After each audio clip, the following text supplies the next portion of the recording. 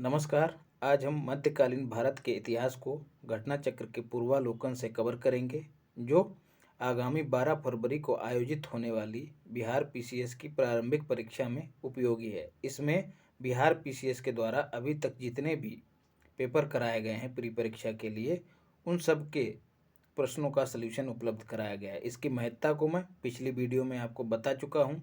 और हाँ साथियों, घटना सार की वार्षिकी का निचोड़ मैंने प्लेलिस्ट बनाई है, उसको ज़रूर देख के जाइएगा और देखिएगा भी। चलिए शुरू करते हैं।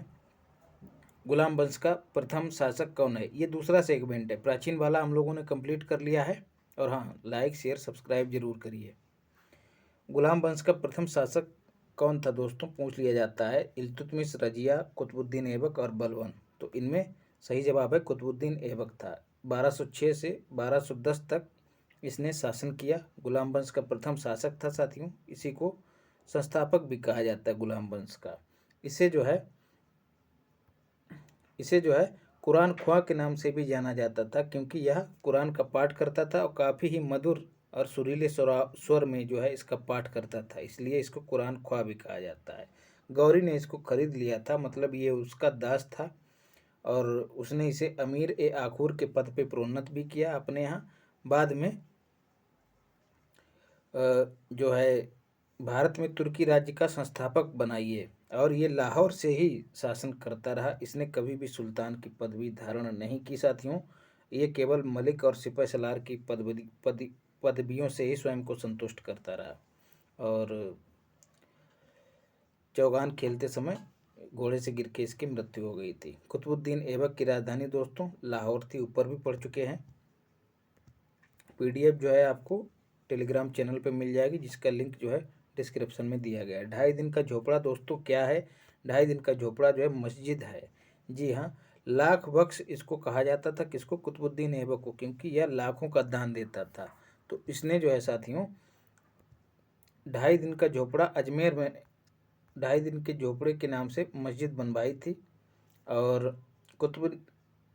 और इसने जो है दिल्ली में कुतुब मीनार का निर्माण भी कराया था, जिसे अंत में इल्तुतमिश ने पूरा कराया था। ऐसे ही कुतुब मीनार किसके द्वारा पूरा किया गया था, एक सवाल ये भी पूछा गया है। तो इल्तुतमिश के द्वारा पूरा किया गया, याद रखना है। फिर भारत में मोहम्मद गौरी ने किसको प्रथम अक्ता प्रदान किया था? तो फिर से कुतुबुद्दीन ऐबक, क्योंकि यही उसका गुलाम था। बिहार का प्रथम मुस्लिम विजेता कौन था दोस्तों? मलिक इब्राहिम, इल्तुतमिश, बख्तियार खिलजी, अली मर्दान खिलजी, या इनमें से कोई नहीं। तो साथियों बख्तियार खिलजी जो था बिहार का प्रथम मुस्लिम विजेता था, और इसी ने जो है नालंदा विक्रमशिला बिहार को तहस नहस किया था, याद रखना है। मोहम्मद गौरी का ये दास था। और इसका पूरा नाम भी पूछ लिया जाता है दोस्तों, क्या नाम था? इख्तियारुद्दीन मोहम्मद बिन बख्तियार खिलजी, याद रखना है। फिर बिहार में तुर्क सत्ता का वास्तविक संस्थापक कौन था दोस्तों? तो भी वही हो जाएगा, इब्न बख्तियार खिलजी, याद रखना है। बिहार पर बख्तियार खिलजी के हमले का पहला विवरण कहाँ से प्राप्त होता है? तो याद रखना है तबकात ए नासरी से प्राप्त होता है। तबकात ए नासरी से प्राप्त होता है। फिर नालंदा बिहार का विध्वंस किसने किया था? बख्तियार खिलजी ने किया था। मलिक शासक जिसका साम्राज्य दार उल इस्लाम का एक भाग माना जाता था। दार उल इस्लाम बोले तो साथियों क्या मतलब होता है इसका? कि संपूर्ण जो काफिर हैं उन सबको मुस्लिम धर्म स्वीकार करवा देना, मतलब पूरा का पूरा जो संसार है उसको मुस्लिममय करना। एक तरह का जिहाद इसका नाम था, इसका मतलब था। तो मुस्लिम शासक जिसका साम्राज्य दारुल इस्लाम का एक भाग माना जाता था, वह कौन था दोस्तों? इल्तुतमिश था, याद रखना है। फिर इल्तुतमिश ने बिहार में अपना प्रथम सूबेदार किसे नियुक्त किया था? तो याद रखना मलिक जानी को नियुक्त किया था, याद रखना है। फिर वह प्रथम मुस्लिम शासक कौन था जिसने शासन के सिद्धांत को राजाओं के ईश्वरीय अधिकार सिद्धांत के समान प्रतिपादित किया, मतलब राजाओं को ईश्वर के समान मानने के लिए बात कही? तो वह कौन था दोस्तों? बलबन था। रक्त एवं लौह की नीति इसने चलाई थी। सजदा और पैबोस नामक प्रथाएं इसने अपने दरबार में शुरू की थी। उसको दंडवत प्रणाम करना जो है सजदा कहलाता था। और ईश्वर का पृथ्वी पर प्रतिनिधि के तौर पे इसने स्वयं को पेश किया, जिसे नियाबत ए खुदाई भी कहा जाता है। और साथियों, अगला प्रश्न, किस दिल्ली सुल्तान ने रक्त एवं लौह की नीति अपनाई थी? तो बलबन, मैं बता भी चुका हूं आप लोगों को। तुगरिल खां ने किसके शासन काल के दौरान विद्रोह किया था? तो याद रखना है, बलबन के समय किया था। तुगरिल खां ने बलबन के समय में विद्रोह किया था। बंगाल में अमीन खान की नियुक्ति के विरोध में यह किया गया था, और बलबन के बंगाल अभियान से डरकर तुगरिल भाग भी गया था। तो बिहार स्पेशल के तहत पूछा गया ये सवाल। जब उसने राजत्व प्राप्त किया तो वह शरीयत के नियमों और आदेशों से पूर्णतः स्वतंत्र था। बर्नी ने यह कथन किस सुल्तान के लिए कहा है? अलाउद्दीन खिलजी के लिए कहा है। दोस्तों, बहुत महत्वपूर्ण है सवाल, क्योंकि यह पहला सुल्तान था जिसने धर्म पर राज्य का नियंत्रण स्थापित किया। मतलब धर्म को जो है राज्य से ऊपर नहीं माना। बाकी जितने भी आक्रांता थे वह सब धर्म को उच्च मानते थे। इसने एक बात भी कही है कि मैं नहीं जानता कि कानून की दृष्टि से क्या उचित है क्या अनुचित है। मैं भलाई और अथवा अवसर विशेष के लिए जो उपयुक्त समझता हूँ राज्य की भलाई के लिए, उसी को करने की आज्ञा देता हूँ। मेरा अंत में क्या होगा मैं नहीं जानता। बलबन के इसने विचार को पुनः जीवित किया। मतलब वही कि राजा जो है ईश्वर का प्रतिनिधि है। खलीफा की अनुमति लेना भी इसने आवश्यक नहीं समझा। और साथियों, अलाउद्दीन खिलजी जो है दिल्ली का पहला सुल्तान था जिसने धर्म की राजनीति में हस्तक्षेप नहीं करने दिया। धर्म को जो है राजनीति में हस्तक्षेप नहीं करने दिया। फिर इनमें से किसने खलीफा की शक्ति का विरोध किया? दोस्तों, तो उपयुक्त में से कोई नहीं। जी हाँ साथियों, अलाउद्दीन खिलजी और बलबन दोनों जो हैं व्यवहारिक रूप से स्वतंत्र शासक थे, क्योंकि इन्होंने खलीफा से एक सर्टिफिकेट नहीं लिया था। मतलब उसकी सहमति प्राप्त नहीं की थी, पदवी धारण नहीं की थी, लेकिन इन्होंने उसका विरोध भी नहीं किया। तो इसलिए कहा जा सकता है कि इनमें से कोई नहीं। केवल मुबारक खिलजी था जिसने स्वयं खलीफा की उपाधि ले ली थी। याद रखना है, ये भी सवाल पूछ लिया जाता है। स्वयं को खलीफा ही घोषित कर दिया था उस समय। साथियों, खलीफा जो है सारे मुस्लिम कम्युनिटी है उसका प्रमुख होता था, और संसार में उसकी बातों को माना जाता था। उसके द्वारा सर्टिफिकेट दे दिया जाता था। अलाउद्दीन खिलजी के प्रसिद्ध सेनापतियों में किसकी मंगोलों के विरुद्ध लड़ते हुए मृत्यु हो गई थी? तो याद रखना है, जफर खां की मंगोलों से लड़ते हुए इसकी मौत हो गई थी। फिर रानी पद्मिनी का नाम अलाउद्दीन की चित्तौड़ विजय से जोड़ा जाता है। उनके पति का नाम साथियों क्या था? उनके पति का नाम था राणा रतन सिंह। जी हाँ, मलिक मोहम्मद जायसी द्वारा लिखित पुस्तक पद्मावत फिल्म भी देखे होंगे आप लोग। चित्तौड़ की राजा राणा रतन सिंह की पत्नी थी, और जिनकी सुंदरता पर ये मुग्ध हो गया, और उन्हें पाने के लिए इसने विभिन्न प्रकार के यत्न किए, और बाद में उन लोगों ने मिलकर जौहर कर लिया। अलाउद्दीन खिलजी के आक्रमण के समय देवगिरी का शासक कौन था? दोस्तों, तो याद रखना है, रामचंद्र देव था। याद रखना है, रामचंद्र देव। बाद में इस पर आक्रमण करने के लिए मलिक काफूर के नेतृत्व में अलाउद्दीन खिलजी ने अभियान भेजा, और यह पराजित हुआ। बाद में जो है इसने आत्मसमर्पण कर लिया और सलाह कर ली। तभी साथियों अलाउद्दीन खिलजी ने इसको राय रायन, इन्होंने यहाँ पर नहीं दिया है, राय रायन की उपाधि दी थी। सवाल पूछा जाता है कि राय रायन की उपाधि किसे दी गई थी, तब याद रखना है रामचंद्र देव को। किसने दी थी? अलाउद्दीन खिलजी ने दी थी। किस सुल्तान के काल में खालिसा भूमि अधिक पैमाने में विकसित हुई? खालिसा भूमि साथियों वह भूमि थी जो राज्य के नियंत्रण में थी। तब सवाल उत्तर रहा इसका, अलाउद्दीन खिलजी के समय में सर्वाधिक विकसित हुई। क्योंकि साथियों इसने क्या किया, जो मुख्य लोग होते थे जिनको भूमि दान में दी जाती थी, उनसे इसने भूमि छीन ली। वह भूमि जो थी मिल्क तथा वक्फ आदि के रूप में लोगों को दी गई थी। मिल्क साथियों क्या था? राज्य के द्वारा संपत्ति या फिर इनाम के रूप में लोगों को दी जाती थी, वह मिल्क कहलाती थी। वक्फ क्या था? धार्मिक कार्य के लिए, जैसे मस्जिद वगैरह बनाने के लिए उसने जो है कोई भूमि दे दी, तो इसको कहते थे वक्फ। तो ये सब इसने अपने पास ले ली थी, पुनः ले ली थी, तभी जो है खालिसा भूमि का विस्तार हो गया। अलाई दरवाजा के निर्माण दोस्तों किस सुल्तान ने करवाया था? तो उत्तर है अलाउद्दीन खिलजी ने। कहाँ स्थित है? दिल्ली में स्थित है और कुतुब मीनार के निकट है। दिल्ली के किस सुल्तान ने सबसे ज़्यादा नहरों का निर्माण कराया? तो जवाब है फिरोज शाह तुगलक ने। जी हाँ, फिरोज शाह तुगलक ने जो है सिंचाई की व्यवस्था दुरुस्त करवाने के लिए नहरों का निर्माण करवाया और इसने हक ए सर्व नामक एक सिंचाई कर भी लोगों के ऊपर लगाया ताकि उसको और बेहतर किया जा सके पैसे के माध्यम से। और पैदावार का जो है 1/10 भाग सरकार को देना पड़ता था सिंचाई कर के रूप में। तो हक ए सर्व नामक सिंचाई कर पूछ लिया जाता किस सुल्तान ने लगाया था? फिरोज तुगलक द्वारा स्थापित दार उल सफ़ा क्या था दोस्तों? यह एक अस्पताल था, याद रखना है। फिरोज शाह तुगलक जो है उसका चचेरा भाई था, किसका? मोहम्मद बिन तुगलक का, तो याद रखना है। निम्नलिखित में से किस सुल्तान ने बेरोजगारों को रोजगार दिलवाया था? तो फिरोज शाह तुगलक था साथियों। इसने जो है क्या किया था? रोजगार दफ्तर खोला था अपने यहाँ लोगों को रोजगार देने के लिए। निम्नलिखित में से किस सुल्तान के दरबार में सबसे अधिक गुलाम थे दोस्तों? तो फिरोज शाह तुगलक के दरबार में सबसे अधिक गुलाम थे और यह दासों को रखने का शौक रखता था और इसीलिए इसने एक अलग विभाग की स्थापना की थी जिसका नाम था दीवाने बदगान। पूछ लिया जाता है दीवाने बदगान का संबंध किससे है? तो दासों से संबंध है इसका और इसी शौक के कारण इसको बड़ा हानि उठानी पड़ी बाद में, क्योंकि दासों के लिए जो है वेतन देने के लिए जागीरें देनी पड़ गई, इसको ज़्यादा से ज़्यादा धन देना पड़ गया जिससे जो राजकोष था वह खाली हो गया। निम्नलिखित में से किस सुल्तान ने फलों की गुणवत्ता सुधारने के लिए उपाय किए दोस्तों? फिर से वही जवाब फिरोज शाह तुगलक ने किए थे, इसने बाग लगवाए थे।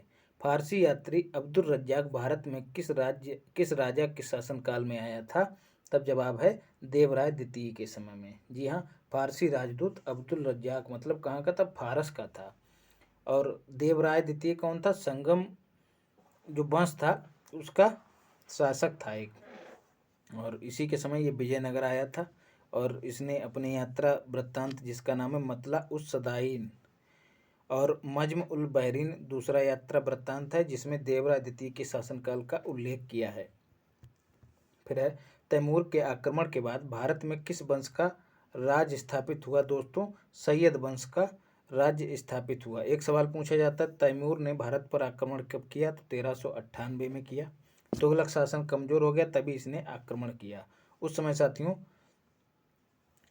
जो अंतिम शासक था तुगलक वंश का नासिरुद्दीन वो मारा गया और बाद में जो है 1413 में दौलत खां को दिल्ली का सुल्तान चुना गया, परंतु दौलत खां के सूबेदार खिज्र खां ने इसे पराजित कर दिया। बाद में तैमूर द्वारा नियुक्त लाहौर का सूबेदार जो है खिज्र खां को ही बाद में दिल्ली का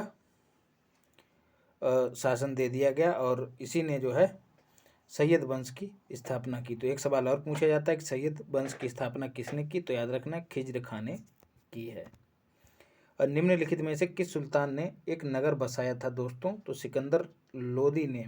जी हाँ, लोदी वंश का जो प्रमुख शासक था उसी ने एक नगर की स्थापना की थी जिसका नाम था आगरा। 1504 में बसाया था और इसका नाम क्या था साथियों सिकंदर लोदी का? निजाम खां। ये साथियों गुलरुखी नाम से कविताएं भी करता था और इसने जो है नापने के लिए एक अलग से पैमाना बनाया था जिसे गज ए सिकंदरी कहा जाता था। बाद में साथियों इसने एक आयुर्वेदिक ग्रंथ का फारसी में अनुवाद भी कराया जिसका नाम रखा था फरहंगे सिकंदरी। इसके साथ ही गायन विद्या का एक श्रेष्ठ ग्रंथ भी इसी के समय लिखा गया, इसका नाम था लज्जत ए सिकंदर शाही और गुलरुखी नाम से अपनी कविताएं भी लिखता था। विजयनगर साम्राज्य के संस्थापक दोस्तों कौन थे? तो हरिहर तथा बुक्का थे विजयनगर साम्राज्य के। फ्रीक्वेंटली आस्क्ड क्वेश्चन है साथियों, बहुत बार पूछा जाता है। और जो है 1336 में विजयनगर साम्राज्य की स्थापना हुई थी, ये भी याद रखना है। राज्य की राजधानी जो थी हम्पी थी जो कि तुंगभद्रा नदी के किनारे स्थित थी। विजयनगर के उस पहले शासक की पहचान करें जिसने बहमनियों से गोवा को छीना था? तो याद रखना है बुक्का की मृत्यु के बाद उसका पुत्र हरिहर द्वितीय सिंहासन पर बैठा और उसने जो है महाराजा धीराज की पदवी भी धारण की। इसी ने जो है बहमनियों से हरिहर द्वितीय ने जो है बहमनियों से गोवा को छीन लिया था। बात करें साथियों गोवा की, तो गोवा को पुर्तगालियों से कब आज़ाद कराया गया था? 1961 में आज़ाद कराया था और 1987 में जो है इसको राज्य का दर्जा दिया गया था। इसके साथ ही और किसे दर्जा दिया गया था राज्य का? साथियों, अरुणाचल प्रदेश को दिया गया था और मिजोरम को भी 1987 में ही। तीनों को याद रखना है।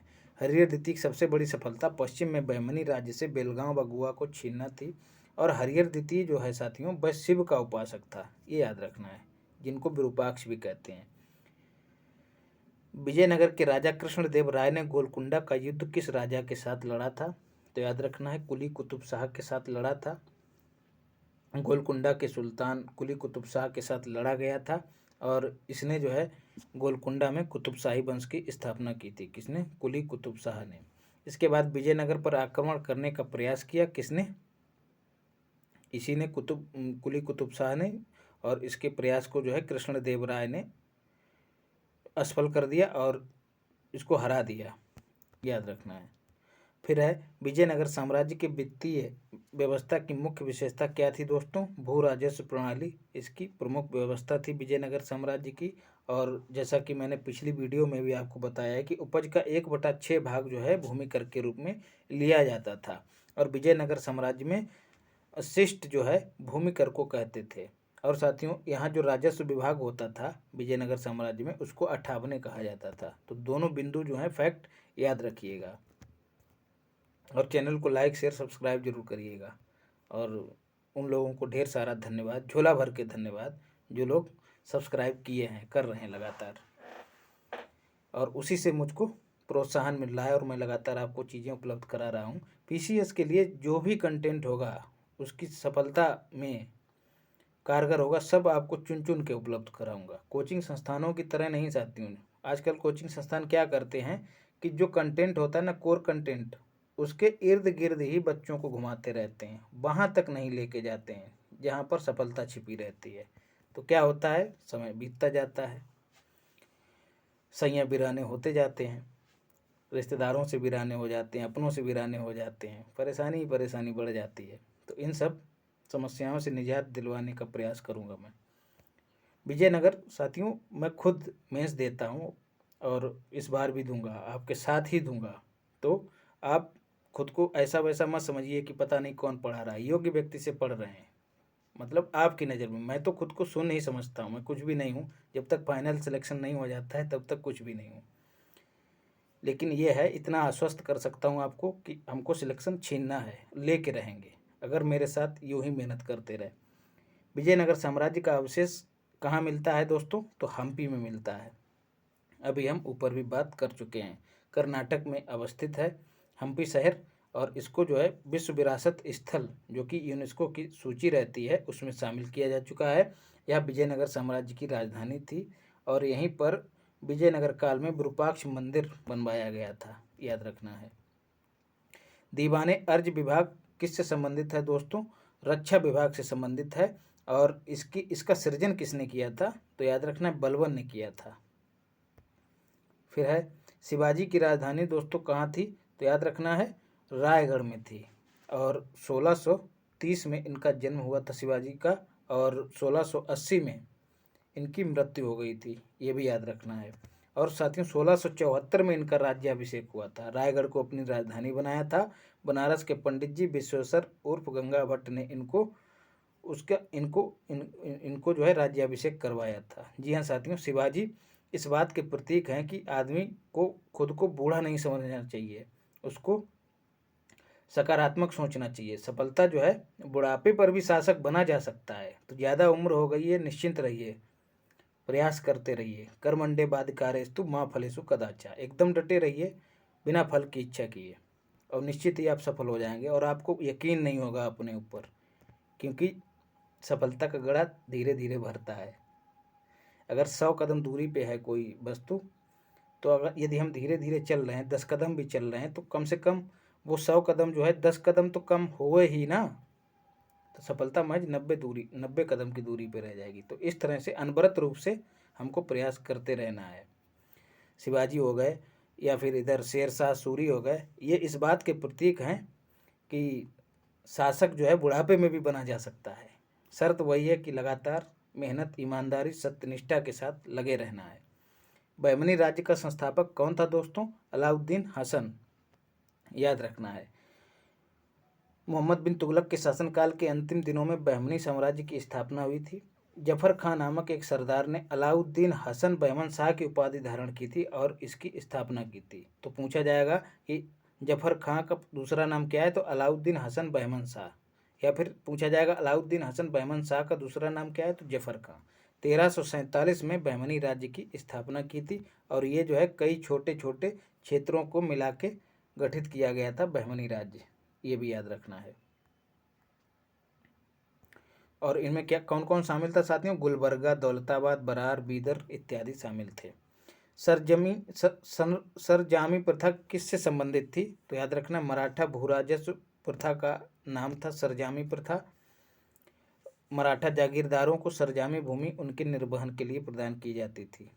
निम्नलिखित में से कौन भूमि उत्पाद पर लगने वाले कर को इंगित करता है? तो विकल्प डी होगा। और कौन कौन से शामिल है इसमें? विकल्प डी में पहला, तीसरा और चौथा। पहला कौन सा? खराज भी शामिल है, भूमि उत्पाद पर लगने वाला कर। और तीसरा है उस्र, वह भी भूमि उत्पाद पर लगने वाला कर है। और चौथा है मुक्तई। खुम्स जो है साथियों, खुम्स जो है युद्ध में लूटा हुआ माल होता था, खुम्स। और याद रखना है, एक सवाल पूछा जाता है कि जो युद्ध में लूटा हुआ माल होता था वह 4/5 भाग सैनिकों में बांट दिया जाता था, बाकी 1/5 भाग राजकोष में जमा होता था। लेकिन साथियों दो ऐसे सुल्तान हुए हैं जिन्होंने इस प्रणाली को उल्टा कर दिया। कौन कौन थे? अलाउद्दीन खिलजी और मोहम्मद बिन तुगलक। इन्होंने क्या किया साथियों? 4/5 जो हिस्सा होता था उसको अपने पास रख लिया, बाकी 1/5 में सैनिकों का काम चलाने लग गए। तो याद रखना है। फिर है किस सुल्तान ने, दोनों भाई मोहम्मद बिन तुगलक हैं, अलाउद्दीन खिलजी हैं, याद रखना है। इन्हीं दोनों ने व्यवस्था को उल्टा किया है। किस सुल्तान ने जमीन में फसल की नपाई का आधा राजस्व के रूप में दावा किया? तो अलाउद्दीन खिलजी ने जो है सबसे ज़्यादा टैक्स लेने का प्रयास किया, 50% भू राजस्व की दर निर्धारित कर दी। साथियों थोड़ा जल्दी जल्दी इसलिए बोलता हूँ ताकि वीडियो लंबी ना हो, इस वजह से कहीं कहीं गरारी भी फंस जाती है, तो उसको मुद्दा मत बनाइएगा, कंटेंट पे फोकस करिएगा। शेख बहाउद्दीन जकारिया किस संप्रदाय से संबंधित थे दोस्तों? तो सोहरावर्दी संप्रदाय से संबंधित थे। और इस संप्रदाय के संत जो हैं सुखमय जीवन पर बल देते थे, धन और संपत्ति को साधना में बाधक नहीं मानते थे। मतलब संत रहो, पैसा और ये सब संपत्ति भोग विलास करते रहो। इन शासकों में से किसने अपनी सैन्य टुकड़ियों को 200, 250 एवं 500 की इकाइयों में विभाजित किया था दोस्तों? बहलोल लोदी, शेर शाह, सिकंदर शाह या इस्लाम शाह? तो याद रखना है इस्लाम शाह जो है शेर शाह का पुत्र था, इसने ऐसा विभाजन किया था। साथ ही शेर शाह ने भी ऐसा ही विभाजन किया था, तो इसलिए दो विकल्प सही हो जाएंगे। एक तो हो जाएगा शेर शाह और दूसरा हो जाएगा इस्लाम शाह। इसने जो है टुकड़ियों को छोटी छोटी इकाइयों में बांटा था। जवाबित का संबंध दोस्तों किससे है? तो जवाबित का संबंध राज्यों के कानून से है, महत्वपूर्ण है, पूछा जा सकता है। सल्तनत काल के सिक्के टंका, ससगनी एवं जीतल जो है किन धातुओं के थे? तो याद रखना चांदी और तांबा। कैसे? टंका जो है साथियों चांदी का होता था, ससगनी जो है वो भी चांदी का होता था, और जीतल जो है वो तांबे का होता था। जीतल में ता आ रहा है साथियों, तांबे में भी ता आ रहा है, तो इस तरह से लिंक कर जाइएगा। और टंका पे अंक की बिंदी है, ऐसे ही चांदी पर भी अंक की बिंदी है, तो याद रखना टंका जो है चांदी से संबंधित है, जीतल जो है तांबे से संबंधित है। इन दोनों सिक्कों को जो है इल्तुतमिश ने चलवाया था, ये भी याद रखना है, टंका और जीतल। फिर है भारत में कागज का प्रयोग कब से प्रारंभ हुआ? तो याद रखना 12वीं सदी से प्रारंभ हुआ, और कलकत्ता में एक संग्रहालय में इसके प्रमाण मिले हैं। तबकात-ए-नासरी का लेखक दोस्तों कौन था? मिनहाज उज सिराज था तबकात-ए-नासरी का लेखक। और ये जो है सुल्तान नासिरुद्दीन को समर्पित है तबकात-ए-नासरी। और मोहम्मद गौरी की भारत विजय का इसमें उल्लेख मिलता है। फिर है सभी भक्ति संतों के मध्य एक समान विशेषता थी कि उन्होंने क्या किया दोस्तों? जो अपनी वाणी थी उसे लोगों को स्थानीय भाषा में समझाया। उन्होंने अपनी वाणी को उसी भाषा में लिखा जिसे उनके भक्त समझते थे। इससे क्या हुआ साथियों, लोगों के बीच एकता का भाव उपजा साथियों, और क्षेत्रीय भाषाओं का विकास हुआ। तो याद रखना, अपने संदेश जो है क्षेत्रीय भाषाओं में ही देते थे घूम घूम के, जो संत थे। और निम्नलिखित में से किस सुल्तान से निजामुद्दीन औलिया ने भेंट करने से इनकार कर दिया साथियों? कौन था? तो अलाउद्दीन खिलजी से मिलने से इनकार कर दिया। 7 सुल्तानों का राज्य देखा था शेख निजामुद्दीन औलिया ने, और बात यदि की जाए 8 सुल्तानों की तो अमीर खुसरो ने देखा था। ये भी याद रखना है, अमीर खुसरो। और साथियों क्या है, महबूब ए इलाही इनको कहा जाता था, याद रखना है। और ये जो थे उनके गुरु थे, किनके? अमीर खुसरो के, ये भी याद रखना है। तो अगला सवाल, 12 मासा की रचना किसने की साथियों? मलिक मोहम्मद जायसी ने की। मलिक मोहम्मद जायसी वही हैं जिन्होंने पद्मावत की रचना की, अखरावट की रचना की, और आखिरी कलाम की भी रचना की। पानीपत के युद्ध में बाबर की जीत का मुख्य कारण दोस्तों क्या था?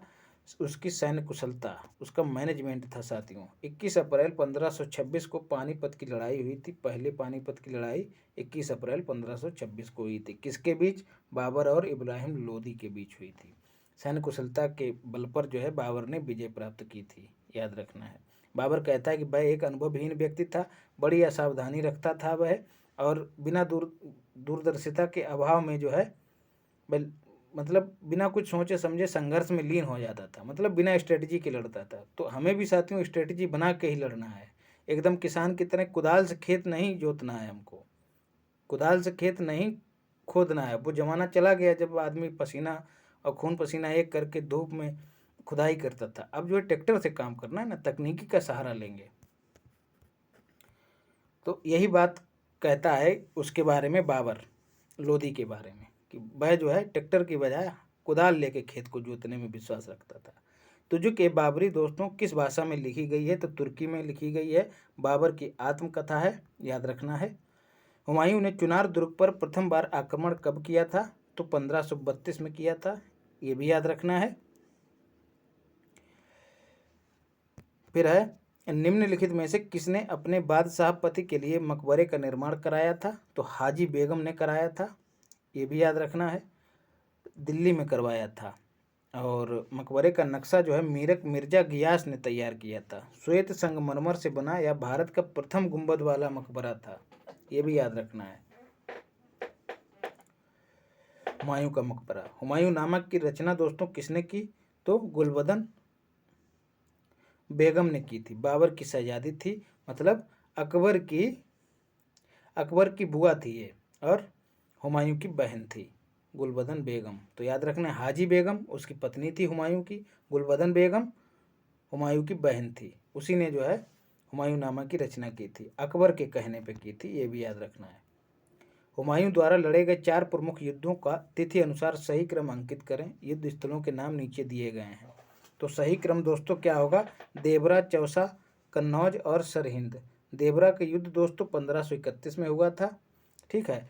और चौसा का युद्ध 1539 में हुआ था।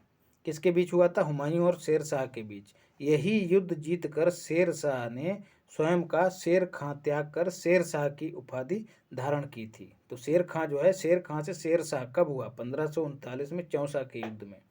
फिर साथियों अगला युद्ध 1540 में कन्नौज के बिलग्राम में हुआ था। कन्नौज या बिलग्राम एक ही बात है, वहाँ पर हुआ था। फिर से शेर शाह ने इसको हरा दिया था। फिर अगला युद्ध जो है सरहिंद युद्ध, जी हाँ 1555 में हुआ था। वह पुनः हुमायूं जो है अपना खोया हुआ राज्य जीत पाया। सरहिंद के युद्ध में 1555 में हुआ था। और दिन भूल जाना, 22 जून छोड़ देना, खाली 1555 इतना ही याद रखिए। निम्नलिखित में से किस सुल्तान ने पहले हजरत ए आला की उपाधि अपनाई और बाद में सुल्तान की? तो याद रखना है 1529 में बंगाल के शासक नुसरत शाह को इसने पराजित किया, तब इसने हजरत आला की उपाधि धारण की। किसने? शेर खान ने। और बाद में 1539 के चौसा के युद्ध में इसने जब हुमायूं को हराया, तब इसने शेर शाह की उपाधि धारण की थी। तो शेर खां और शेर शाह, हजरत आला, ये तीनों एक ही हैं। शेरशाह का मकबरा कहाँ स्थित है दोस्तों? सासाराम में। बिहार वाले एकदम इसको रट जाएंगे, हालांकि ये पूरा कंटेंट बिहार वालों के लिए ही समर्पित है। करंट अफेयर को देख लेना है, घटनासार के निचोड़ के तहत जो है पूरी प्लेलिस्ट तैयार कर रहा हूँ धीरे धीरे। शेरशाह का मकबरा उसको पढ़ के जाना है आपको, एकदम छोड़ना नहीं है, बाहर कुछ नहीं जाएगा उससे। शेरशाह का मकबरा कहाँ स्थित है? शेरशाह का मकबरा साथियों सासाराम में स्थित है, बिहार के रोहतास जिले में है। जी हाँ, याद रखना है। एक रोहतास दोस्तों हरियाणा में भी है। कालिंजर युद्ध 1545 के दौरान घायल हो जाने से शेरशाह की मृत्यु हो गई थी। आप लोगों का साथियों प्रेम और सौहार्द और स्नेह है, उसी की वजह से मोटिवेट होता हूँ और ये चीज़ें जो हैं आपको लगातार उपलब्ध करा रहा हूँ। बिहार परीक्षा होने से पहले पूरा का पूरा आपको पूर्वालोकन का निचोड़ दे दूंगा इसी तरह से। हल्दी घाटी के युद्ध में महाराणा प्रताप की सेना के सेनापति कौन थे दोस्तों? तो याद रखना हकीम खान थे, याद रखना है। हल्दी घाटी का युद्ध हुआ कब था? 1576 में। हमारे यहाँ एक कहावत है साथियों कि 76 जो धारा है, 376 जो बलात्कार के आरोपियों पर लगाई जाती है, तो कहते हैं कि 76 जिस पर लग जाए तो पेड़ों सूख जाते, मतलब 76 के डर से पेड़ों सूख जाते। पेड़ जो है 76 के डर से सूख जाता है, आदमी की क्या विषाद है। तो वैसे ही जोड़ के रखिएगा, हल्दी जो है आदमी पर थोपने की कब जरूरत पड़ती है? जब उसको चोट लगी होती है। तो 76 जब लगती है तो इतना मारा जाता है कि हल्दी को थोपने की नौबत आ जाती है। तो ऐसे ही याद रखिएगा, हल्दी घाटी का युद्ध 1576 में हुआ था। उम्मीद करता हूँ अच्छा लगा होगा। यही ट्रिक है साथियों, दिमाग खोल के पढ़ेंगे तो ट्रिक अपने आप बनते चले जाएंगे, और इस तरह से जो बनाए गए ट्रिक होते हैं ना, उनको रटने की जरूरत नहीं पड़ती है।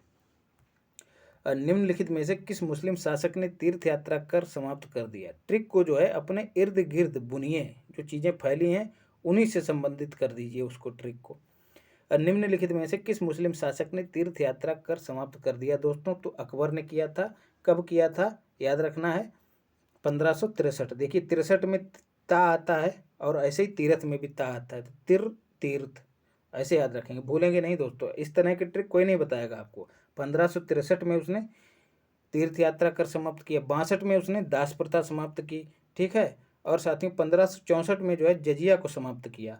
1575 में जो है दोस्तों उसने मनसबदारी प्रथा को लागू किया। और साथियों 1582 में दीन इलाही की शुरुआत की। 1579 में उसने जो महजर है उसको नॉन मुस्लिमों के लिए भी खोला,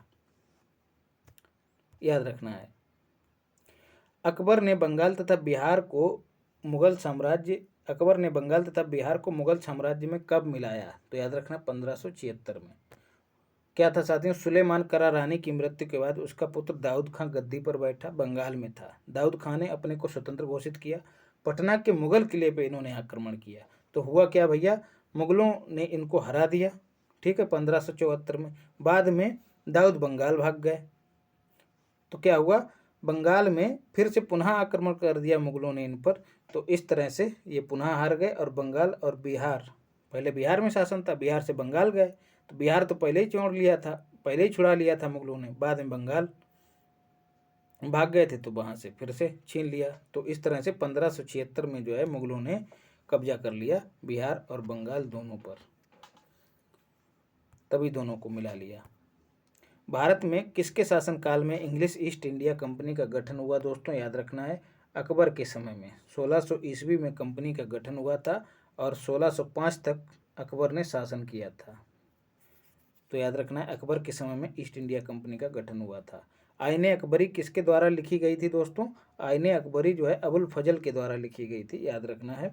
ये जो है आईने अकबरी के लेखक अबुल फजल जो है उसके नवरत्नों में से एक थे। और हाँ साथियों, फैजी और अबुल फजल दोनों भैया भैया थे, ये भी याद रखना है। एतमादुद्दौला का मकबरा दोस्तों किसने बनवाया था? तो नूरजहां ने बनवाया था। नूरजहां जो थी साथियों किसकी पत्नी थी? जहांगीर की पत्नी थी। और इन्होंने अपने पिता को समर्पित करते हुए यमुना नदी के तट पर सफ़ेद संगमरमर से इस मकबरे का निर्माण कराया था। इसमें जो है पहली बार पित्रादूरा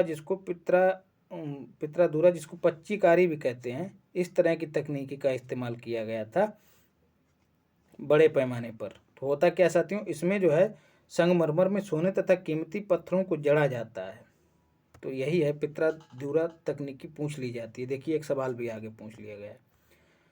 पच्चीनकारी या फिर पच्चीकारी या पिट्रा ड्यूरा निम्न में से किससे संबंधित है? तो दीवारों में अर्धकीमती पत्थर जड़कर फूलों की नक्काशी करने से संबंधित है, या फिर मीनारों में टेढ़ी दीवार बनाना, या मेहराब का इस्तेमाल करना, या मार्बल का इस्तेमाल करना। तो स्वाभाविक सी बात है कि कीमती पत्थर जड़कर फूलों की नक्काशी करने से संबंधित है पच्चीकारी। सर्वप्रथम एतमादुद्दौला के मकबरे में इसका प्रयोग किया गया था। जहांगीर की पत्नी नूरजहां ने इसका निर्माण कराया था।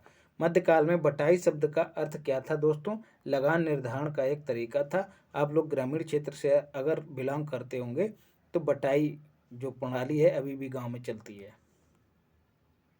शेर शाह सूरी ने लगान को निर्धारित करने के लिए 3 प्रणालियां अपनाई थीं। नस्क या मुक्तई, दूसरी थी जब्ती और तीसरी थी बटाई। किस मुगल शासक ने चित्रकारी के लिए कारखाने बनवाए थे दोस्तों? तो याद रखना है, हुमायूं ने बनवाए थे। विकल्प में जहांगीर भी रहेगा, क्योंकि जहांगीर के काल को और चित्रकला का स्वर्णिम काल कहा जाता है, तो कंफ्यूज नहीं होना है। हुमायूं ने चित्रकारी के लिए कारखाने बनवाए थे। निगार खाना इसका नाम था। बिहार लोक सेवा आयोग ने इसको अकबर माना है, तो नहीं करना है। दास्ताने अमीर हमजा का चित्रांकन किसके द्वारा किया गया है दोस्तों? तो याद रखना है, स्टार इस पे लगा दीजिएगा। 2 लोगों के समय में 2 लोगों ने इसका चित्रांकन किया है, अमीर हमजा, सैयद अली तथा अब्दुस समद, इसलिए 2 विकल्प इसमें कंप्लीट होंगे, इसीलिए स्टार लगा है। साथियों, अमीर हमजा थे कौन? एक फारसी हीरो थे, मोहम्मद साहब के चाचा थे, जो अपने वीरतापूर्ण कारनामों के लिए जाने जाते थे। तो उन्हीं की कथा है इसमें, अमीर हमजा में, दास्ताने अमीर हमजा की कहानी। तो 2 लोगों ने इसकी 2 चित्रकारों ने इसको तैयार किया, सैयद अली और अब्दुस समद। तो इस प्रकार जो है साथियों, सी वाला और ए वाला दोनों विकल्प सही हो जाएंगे। यूरोपीय चित्रकारी का प्रवेश किसके दरबार में हुआ दोस्तों? अकबर के दरबार में हुआ। क्यों साथियों? क्योंकि उस समय पुर्तगाली आए थे, उनके माध्यम से हुआ था। उन्होंने कौन कौन से गुण यहाँ की चित्रकला के लिए दिए? व्यक्ति विशेष का चित्रण करना इन लोगों ने यहाँ के चित्रकारों को सिखाया। इसके साथ ही जो आगे दिखाए जाने वाली वस्तुएं होती थी चित्रों में, वो छोटी दिखाई जाएं, ये चीज़ भी इन लोगों ने यहाँ के चित्रकारों को सिखाई। तो याद रखना है, अकबर के दरबार में मिस्किन, ये याद रखना है, मिस्किन नामक एक यूरोपीय शैली का चित्रकार था। दशबंत और बसावन प्रसिद्ध चित्रकार मुगल सम्राट के दरबारी थे, राज दरबारी थे, मतलब किस मुगल सम्राट के? तो याद रखना है, किसके दरबारी थे? अकबर के, दशबंत और बसावन। दशबंत जो था कहार का बेटा था। अकबर इससे इतना प्रभावित हुआ कि उसने इसकी पढ़ाई लिखाई का जिम्मा उठा लिया और चित्रकार बनने में सहयोग किया। बाद में ये मानसिक रूप से विक्षिप्त हो गया और इसने आत्महत्या कर ली।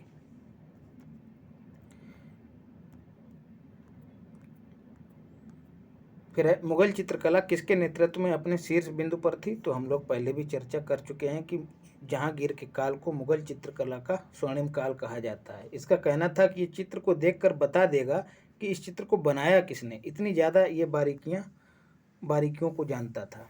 और इसकी जो आत्मकथा थी वो तुजुक ए जहांगीरी थी, याद रखना है, तुजुक ए बाबर की है और इसकी तुजुक ए जहांगीर की है। जाब्ती प्रणाली किससे संबंधित थी दोस्तों? अकबर से संबंधित थी। मतलब जाब्ती प्रणाली किसकी उपज थी? अकबर की उपज थी।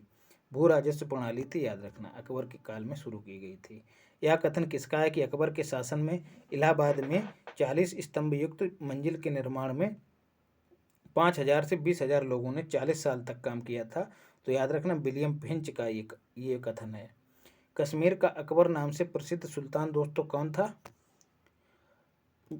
सुल्तान जैनुल आबिदीन, डी विकल्प। जैनुल आबिदीन जो है, इसको कश्मीर का अकबर कहा जाता है। क्यों? क्योंकि इसने अकबर की जो नीतियां हैं उनका अनुसरण किया था। धार्मिक रूप से सहिष्णु व्यक्ति था ये। फिर है, 2 अस्पा एवं सिंह अस्पा प्रथा किसने शुरू की थी दोस्तों? पूछा जाता है, जहांगीर ने शुरू की थी और ये जो है मनसबदारों से संबंधित थी। 2 अस्पा का मतलब था कि मनसबदारों को अपने सवार पद के 2 गुने घोड़े रखने पड़ते थे। सिंह अस्पा का मतलब था कि अपने सवार पद के 3 गुने घोड़े रखने पड़ते थे। ईरान के शाह और मुगल शासकों के बीच झगड़े की जड़ क्या थी दोस्तों? कंधार थी। ईरान के शाह और मुगलों के बीच संघर्ष की जड़ कंधार थी साथियों। ये प्रतिष्ठा का विषय था, इसलिए मतलब इज्जत की बात थी, इसलिए ये अपने अपने कंट्रोल में करना चाहते थे। दिल्ली के लाल किले का निर्माण दोस्तों किसने कराया, हम लोग अब पढ़ रहे हैं, पहले नहीं पढ़ा है, मतलब अभी नहीं पढ़ा है, पहले कुतुब मीनार की बात हुई थी, कुतुबुद्दीन ऐबक ने कराया, लेकिन लाल किले का निर्माण दोस्तों शाहजहां ने कराया था, याद रखना है।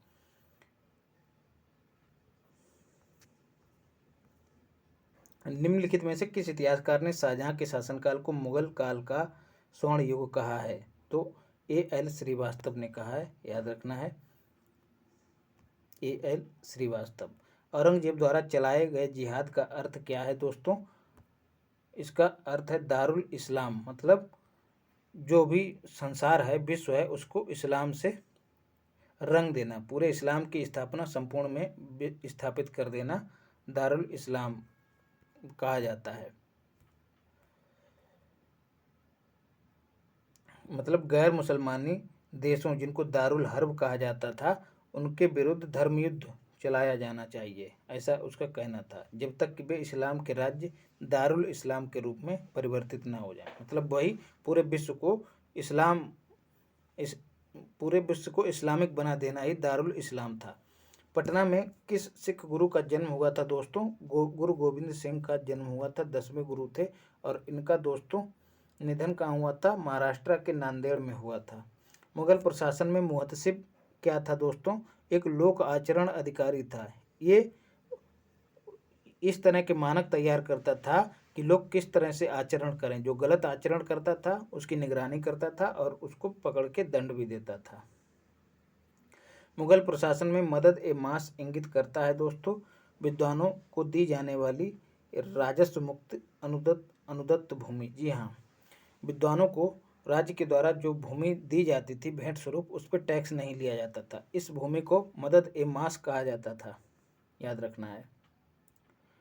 मयूर सिंहासन पर बैठने वाला अंतिम मुगल सम्राट दोस्तों कौन था, तो मोहम्मद शाह था, याद रखना है, मोहम्मद शाह था, क्योंकि इसके शासनकाल में जो है नादिर शाह ने आक्रमण किया था और ये छीनकर इसको ले गया था मयूर सिंहासन को।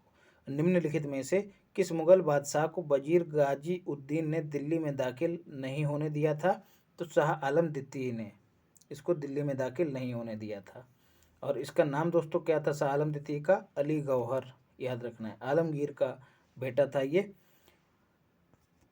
और मुगल बादशाह घोषित कर दिया था इसने अपने आप को, लेकिन मुगल दरबारी जो थे वो गुटबाजी करते रहते थे, इसलिए बिहार और दिल्ली का सिंहासन जो है खाली पड़ा रहा साथियों। बाद में जो है मराठों की सहायता लेकर ये दिल्ली पहुंचा। तो इस तरह से जो है वजीर, ये लोग गुटबाजी करते थे तो वो दाखिल ही नहीं हो पाता था दिल्ली में, तो वो बिहार में ही पड़ा रहता था बेचारा। तो सही जवाब है शाह आलम द्वितीय। फिर साथियों ये पूरा मध्यकालीन भारत कंप्लीट हुआ, आगे से हम लोग आधुनिक भारत के इतिहास को कवर करेंगे, और इसी तरह से अपना साथ बनाए रखिए, लाइक शेयर और सब्सक्राइब जरूर करिए। आज 2 वीडियो अपलोड करनी है तो गला बैठ सा गया है, तो जो मेरी मेहनत है मैं उसको सार्थक तभी समझूंगा जब आप इससे बेहतर लाभ उठा पाएंगे और मुझको सहयोग भी कर पाएंगे। धन्यवाद।